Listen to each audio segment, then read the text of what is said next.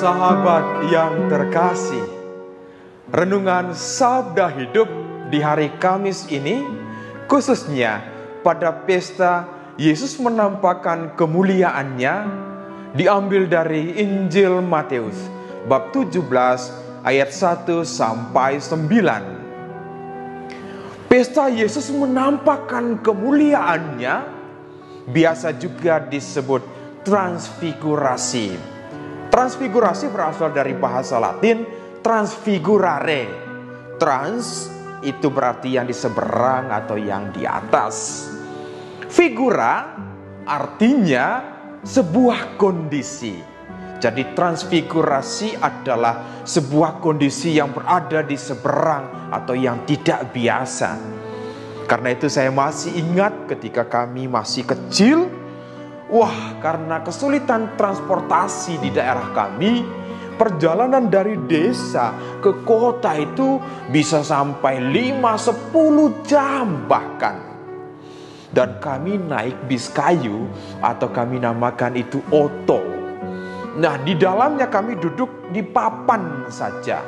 Dan wah, biasanya full musik.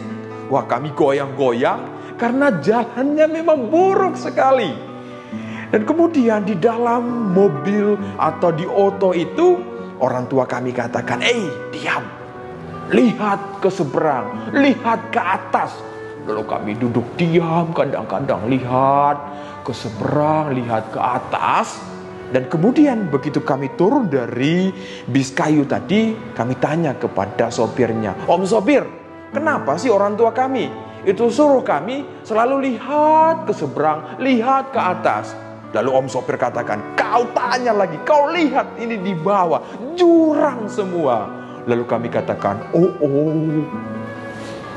Para sahabat yang terkasih, sebuah kondisi berada di seberang.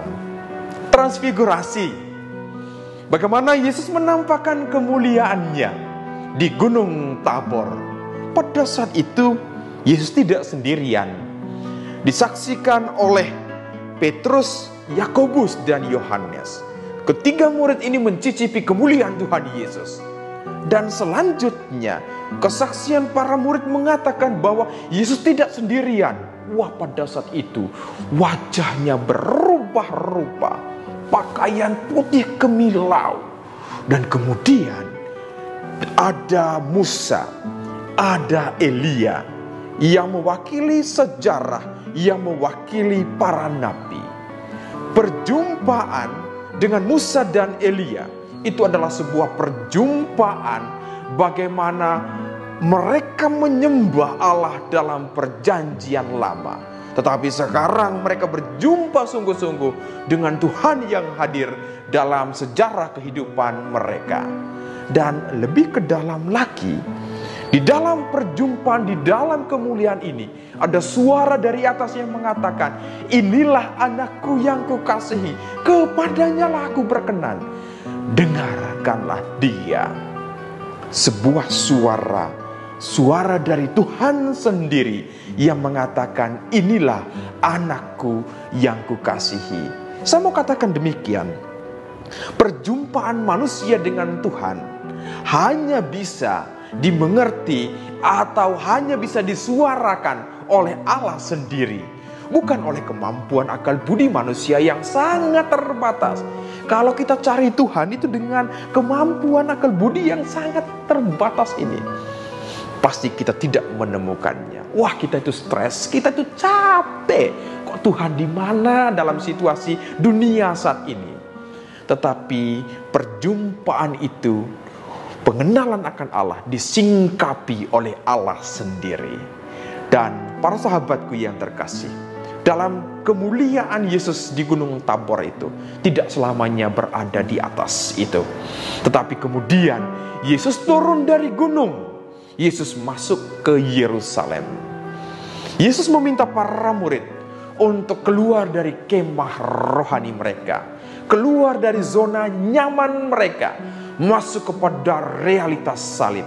Karena kemuliaan yang sesungguhnya itu adalah kemuliaan di atas salib, bersama dua orang penjahat di kanan dan di kiri Tuhan Yesus. Itu berarti bahwa kemuliaan Tuhan itu adalah sebuah penyelamatan, membebaskan manusia dari dosa kepada sebuah kehidupan baru.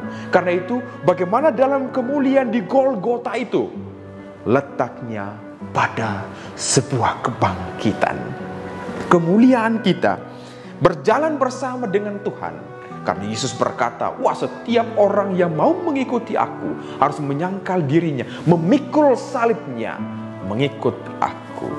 Kemuliaan kita pada perjalanan dalam jalan salib kehidupan ini, itu pada kemuliaan kebangkitan.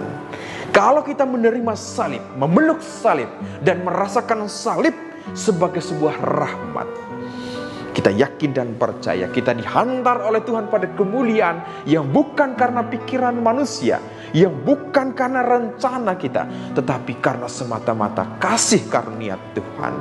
Hidup baru dialami, kemuliaan dialami ketika kita memeluk salib kehidupan kita dan percaya bahwa salib ini adalah rahmat dari Tuhan. Percaya bahwa Tuhan tidak tinggalkan kita, tetapi Tuhan berikan hidup baru. Mari para sahabatku yang terkasih, terimalah salib itu. Masuklah dalam jalan salib kehidupan ini. Ada banyak jurang dalam kehidupan ini. Yakin dan percaya Tuhan tidak pernah itu melupakan kita atau bahkan melemparkan kita ke dalam jurang itu. Dia begitu mencintai saya dan para sahabat. Karena itu masuklah dalam kemuliaan Tuhan di atas salib dalam perjalanan hidup kita sebagai orang yang percaya. Karena itu saya berdoa bagi para sahabat semua, semoga salib kehidupan kita masuk dalam kemuliaan bersama dengan Tuhan Yesus. Apapun yang kita alami, yakin dan percaya waktu Tuhan itu adalah waktu yang terbaik. Jalan Tuhan itu adalah jalan yang terbaik. Sabda Tuhan, sabda hidup. Tuhan Yesus memberkati, Bunda Maria merestui. Amin.